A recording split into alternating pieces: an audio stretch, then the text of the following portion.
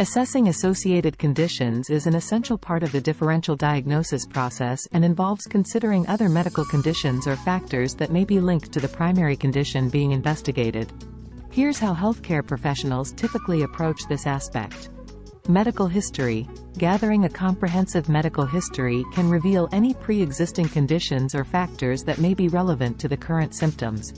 This includes chronic illnesses, previous surgeries, medication use, allergies, and family history of certain diseases. Review of systems, ROS.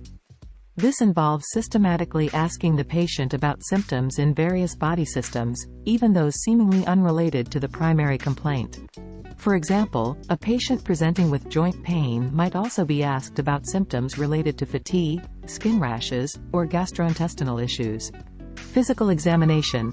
A thorough physical examination can help identify signs of associated conditions. For instance, a patient with diabetes may exhibit signs such as peripheral neuropathy or diabetic retinopathy, which may not be directly related to the primary complaint but are important to note. Diagnostic testing. Depending on the suspected conditions, specific diagnostic tests may be ordered to evaluate associated factors. For example, in a patient with suspected diabetes, tests for blood glucose levels, lipid profile, and kidney function may be performed to assess associated conditions like dyslipidemia or diabetic nephropathy. Risk factors and comorbidities. Healthcare providers consider the patient's risk factors for various conditions, such as age, sex, ethnicity, lifestyle factors, e.g., smoking, diet, physical activity, and socioeconomic status.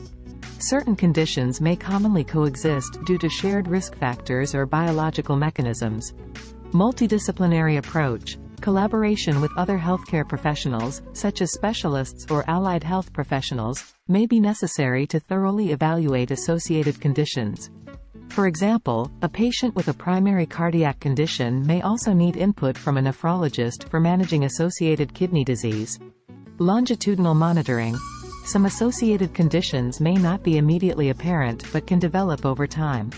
Regular follow-up and monitoring of patients, especially those with chronic conditions, are important for detecting and managing associated conditions as they arise. By assessing associated conditions comprehensively, healthcare providers can better understand the patient's overall health status, identify potential complications, and develop a more effective treatment plan that addresses both the primary condition and any associated factors.